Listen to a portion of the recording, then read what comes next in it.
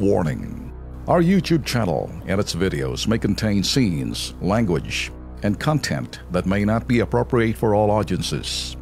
These videos include surveillance footage, undercover pursuit of suspects, actual police and rescue operations, and fearless confrontations.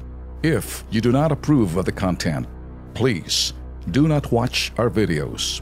If you wish to continue, we strongly advise that you proceed with caution. Viewers' discretion is advised.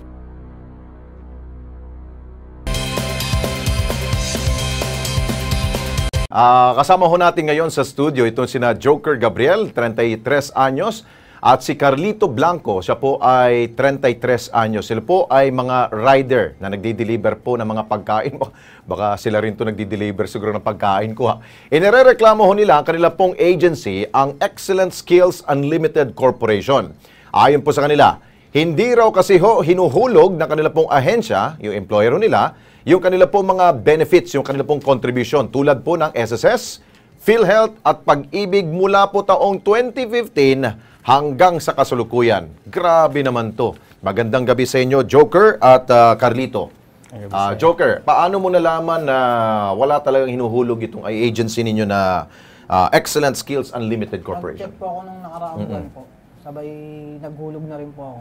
Oo. So ano nakita mo dun sa, through online ba to o mismo dun sa opisina ng SSS? Mismo sa opisina po. Ng SSS? Opo. O anong sabi sa'yo? Bakit walang laman?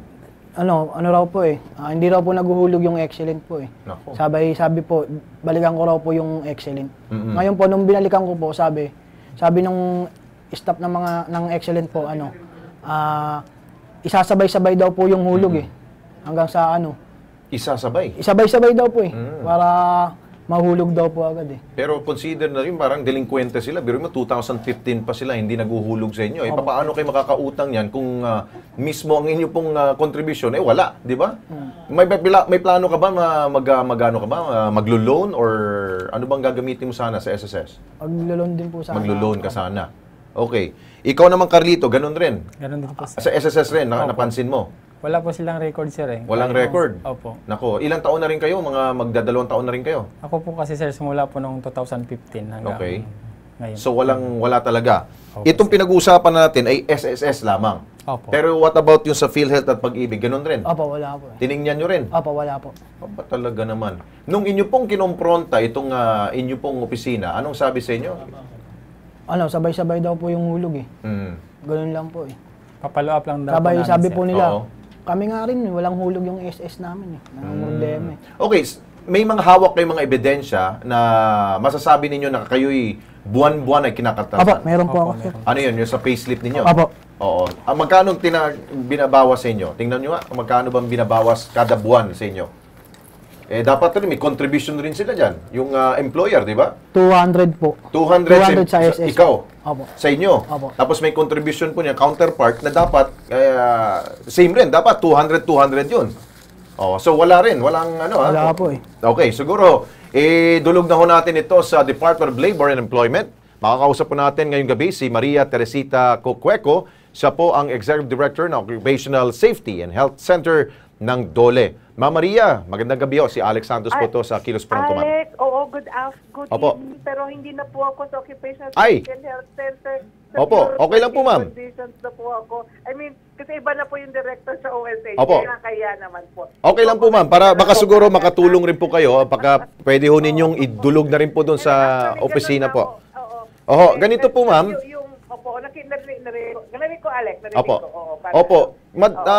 Parang ilang beses na rin po namin na naidulugo sa inyo pong opisina. Ito pong tungkol po sa mga delinkwente ho, mga employer na hindi ho nagre-remit at nagbibigay ho yung contribution po ng kanila pong mga empleyado. Tulad po itong dalawa pong mga rider po dito na kanila pong nirereklamo po itong Excellent Skills Unlimited Corporation. Ano pwede ho natin tulong, ma'am? Hindi kasi ganito yan.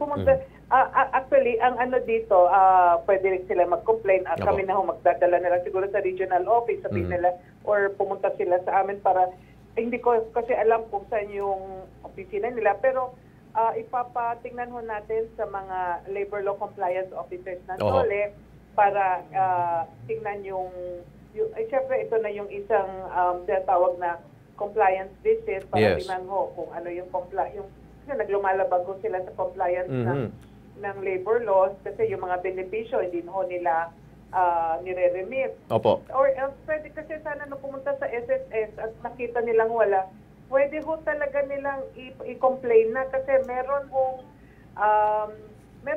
Complaint desk doon ho, no? Yes, may access center. Sila na rin ho ang hahabol sa employer nila. Yes. Pero iba-iba nga ho yan. Kasi tatlong opisina din ho ang pupuntahan nila. Ang SSS, Pag-ibig at PhilHealth. Meron ho sila rin mga inspectors to look into this. At meron ho din silang opisina na magpa-file ng complaint. So, ang dalawa yung, kaya pwede dalawang ang gawin nila sa DOLE, pero para gawin na ho namin yung tinatawag na assessment doon sa opisina nila, kung yung compliance nila sa labor laws, at saka yung dumiretso na sila sa SSS, nakita na ho nga nilang wala nga ho silang contribution, parang SSS na ho rin ang hahabol sa kanilang mga And I'm sure, Ma'am Maria, dyan po sa inyo sa DOLE, hindi naman siguro po mga ganito pong bago po mga problema na idinudulog po ng mga empleyado po. Yes. Pero ano po ang batting average po natin kapag dinulog po namin po dyan sa DOLE, yan po bang kumpanyang itong tulad ni Excellent Skills Unlimited Corporation, pwede ba itong managot at pwede ho silang kasuhan dahil po dito sa kanila pong pagiging delinkwente? Ang SSS na po ang maghahabol sa kanila. Sila na rin ho ang kakaso. Depende kasi may mga naman ho sila ng mga action na papagawa doon sa employer.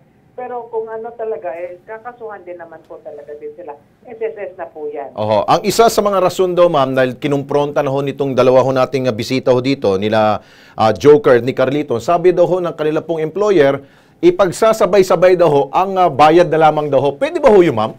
Hindi. Once na alam niya naman ho na hindi ho. Once na mag-start at once na mag-remit, dapat nire-remit ho kaagad. Yes.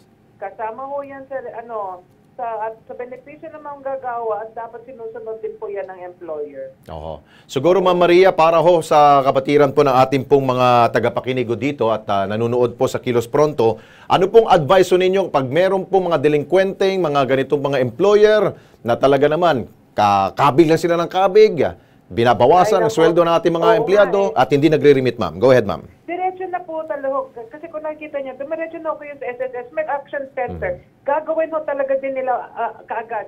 Dahil yan nga, meron din, yan nga sinasabi ko, pwede rin sa DOLE kasi meron kaming memorandum of agreement na po, ma-inspectionan yung kung establishment, makita namin na hindi nagre-remit. So, ibibigay din namin sa SSS dahil nasa kanila yung paghahabol at pagkakaso. So, dumiretso na po sila. SSS, PhilHealth at Pag-ibig, i-complain mo nila, may mga action na gagawin agad po itong mga ahensyang ito para sumunod po yung employer. Sige po, Ma'am Maria. Siguro kung matutulungan naman ng Kilos Pronto ito, sasamahan muna namin ho dyan po sa inyong pong tanggapan. At the same time, dadalhin rin po namin sa SSS, sa Pag-ibig, at maging sa PhilHealth, ma'am.